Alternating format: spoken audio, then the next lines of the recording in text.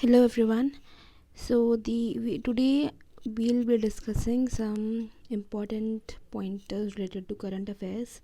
तो मैंने क्या किया है कि इनसाइट्स पे जो करंट अफेयर्स के क्वेश्चंस जो आते हैं, क्विज़ जो आती है और IAS बाबा की जो डेली की क्विज़ आती है उसको मैंने उसके आंसर्स को पॉइंट वाइज फॉर्मेट में कर दिया है ताकि काफ़ी ज़्यादा से ज़्यादा कंसेप्ट जो भी जितने भी क्वेश्चंस में आए हैं उनके सॉल्यूशंस के थ्रू या और जो स्टेटमेंट जो नेगेट कर दी जाती है जिसको आप एलिमिनेट कर देते हो उसके भी through we have come up with some of the important pointers related the current affairs that comes every day. ठीक है, तो पहला क्वेश्चन हमारा जो था इनसाइट्स के करंट अफेयर्स में that was regarding the NPR. तो NPR as we all NPR क्या होता है, नेशनल पॉपुलेशन रजिस्टर जिसका फुल फॉर्म है. ये एक ऐसा रजिस्टर है जहाँ पर उन सारे यूजुअल रेजिडेंट्स का नाम होगा जो किसी भी लोकेलिटी में, एक लोकेलिटी में वो पहले 6 महीने रह चुके हैं और दूसरा आने वाले 6 महीने तक भी वो उसी लोकेलिटी में रहेंगे. ठीक है, ये पॉपुलेशन रजिस्टर जो है ये सब डिस्ट्रिक्ट स्टेट और नेशनल लेवल पे प्रिपेयर किया जाता है अंडर सिटीजनशिप एक्ट 1955 और सिटीजनशिप रूल्स 2003. तो दोनों ही ईयर याद रखने ज़रूरी है. सिर्फ आप ये नहीं कि सिटीजनशिप एक्ट और रूल्स आपने याद रख लिया, बिकॉज कई बार ये ईयर चेंज करके भी काफ़ी कंफ्यूज कर सकते हैं. ठीक है, ये मैंडेटरी है, ये बहुत इंपॉर्टेंट है, मैंडेटरी है सारे रेजिडेंट्स के लिए कि वो अपने आप को रजिस्टर करवाएं NPR के तहत. And then the last point regarding this is that it will also be used for identifying beneficiaries. The second question was regarding RTI Act. तो recently news में क्यों आया, because somebody had filed RTI against the PM Modi's foreign visits. वो जानने के लिए RTI file की थी. तो उसकी इंपॉर्टेंट प्रोविजंस क्या है, एक तो है section 8, then there is section 24 and then there is second schedule. तो section 8 simply says that the government is not obligated to issue all the information regarding national interest. मतलब कोई भी ऐसी इंफॉर्मेशन इंटरेस्ट जो नेशनल या international interest को violate करे या इंटीग्रिटी या सोशल सिक्योरिटी को वायलेट करे, it is not obligated to disclose those information.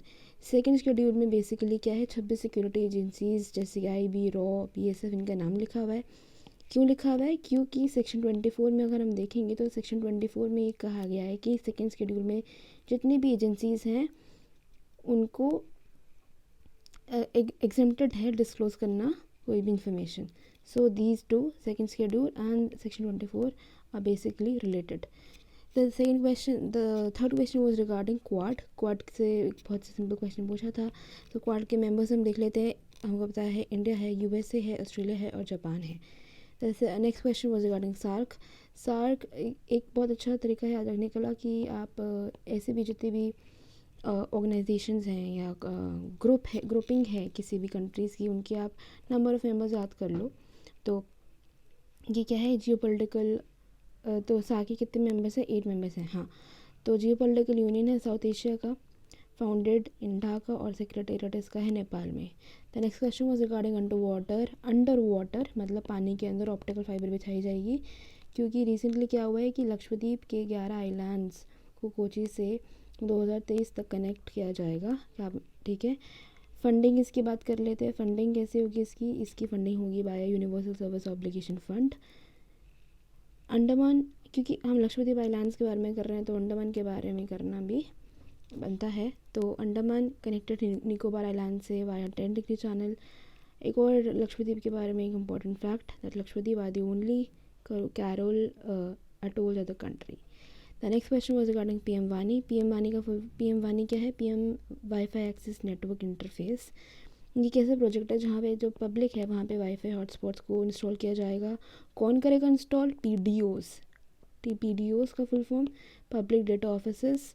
Recommend किसने किया था, ट्राई ने रिकमेंड किया था. इसके तहत अभी जो रीसेंट जो डेवलपमेंट है इसके बाद अब PDOs को they will not be required to pay any licence fees और एनीथिंग. यहाँ पे मल्टीपल प्लेयर्स भी इन्वॉल्व हैं जैसे PDOA क्या है, public data officers, aggregators, app providers हैं, and then there is central agencies. The next question was regarding coastal regulation zone. CRZ बहुत हम बार बार न्यूज़ में देखते रहते हैं, करंट अफेयर्स में देखते रहते हैं. तो फर्स्ट टाइम ये कब इशू हुआ था नोटिफिकेशन, इन्वायरमेंट प्रोटेक्शन एक्ट 1986 में इसका हुआ था notification first time issue under section 3 of EPA 1986। 2018-19 में नए रूल्स लाए गए regarding tourism in the coastal areas and clearance process क्यों, क्योंकि थोड़ा मना करते हैं कि आप कोस्ट के आसपास कंस्ट्रक्शन करो या ना करो, disposal of waste and all these things. तो रिस्ट्रिक्शन किस पे डिपेंड करता है? पॉपुलेशन पे, डिस्टेंस कितना है शोर से, वेदर एरिया, जो भी वो एरिया है जहाँ पे आपका काम है कंस्ट्रक्शन या किसी भी चीज़ का, वो नेचुरल पार्क या वाइल्ड लाइफ जोन तो नहीं डिक्लेयर्ड, और एरिया कितना इकोलॉजिकली सेंसिटिव है। फिर हम देखते हैं कि कोस्टल रेगुलेशन जोन 3 रूरल जो है ये भी आगे फर्दर कैटेगरीज में डिवाइडेड है डिपेंडिंग ऑन द पॉपुलेशन। कैसे? अगर कोस्टल रेगुलेशन जोन 3 अगर इसकी पॉपुलेशन 2161 इतने लोग 2161 लोग पर स्क्वायर किलोमीटर से ज़्यादा हैं तो 50 मीटर हाई टाइड जोन से नो डेवलपमेंट जोन है, और अगर इससे कम है तो 200 मीटर है no development zone from the high tide level. The next question was regarding NIA national investigation agency. ये क्या है? इंडिया की सेंट्रल टेररिस्ट टास्क फोर्स है, और इसको टेरर रिलेटेड क्राइम से डील करने के लिए किसी भी स्टेट की परमिशन नहीं चाहिए। फॉर एग्जांपल अगर NIA को बंगाल जाना है या केरला, मतलब ऐसी कोई कंट्री, ऐसी कोई स्टेट जाना है जहाँ पे सेंट्रल गवर्नमेंट नहीं है, तो दे will not require the states permission. Existence में ये 2008 के बाद आया था after the Mumbai terror attacks. अब इसका जो सेकंड क्वेश्चन पूछा था, जो सेकंड स्टेटमेंट था इस क्वेश्चन में, वो था कि वेदर जो इंटरपोल है वो इसी NIA को कंडक्ट करेगा अपनी इंफॉर्मेशन या फिर कुछ और शेयर करने के लिए। So that was incorrect. तो इंटरपोल का सिंगल पॉइंट कॉन्टैक्ट इंडिया के लिए है CBI। The next question was regarding Pobitora wildlife sanctuary, इसको मिनी काजीरंगा भी कहते हैं। The next question was regarding INS Kalvari. INS Kalvari, this is a class of submarine और ये diesel electric submarine है। There are 5 more questions from IS बाबा। पहला है Orchha wild life. Orchha क्या है? ओरछा एक रीजन है MP के बुंदेलखंड रीजन में। तो इसको recently UNESCO world heritage site के में शामिल किया गया है। अच्छा, इसकी सेकंड स्टेटमेंट जो पूछी थी क्वेश्चन में, फर्स्ट क्वेश्चन का जो सेकंड स्टेटमेंट था वो पूछा गया था whether it is the capital of Gurjar Pratihara. तो नहीं, गुर्जर प्रतिहारा की कैपिटल है कनौज। द नेक्स्ट क्वेश्चन जो पूछा था, next second question was operation black face. Operation black face क्या है? ये मुंबई साइबर पुलिस का महाराष्ट्र स्टेट का ये एक एक्शन प्लान है against child sexual abuse, child pornography को चेक करेगा वाया सॉफ्टवेयर जो आइडेंटिफाई कर लेगा वाया कीवर्ड्स और ऑल अदर थिंग्स। और ये सॉफ्टवेयर महाराष्ट्र पुलिस ने लिया है फ्रॉम द इंटरपोल, जिसका नाम है क्रॉलर। सॉफ्टवेयर का नाम क्या है? क्रॉलर।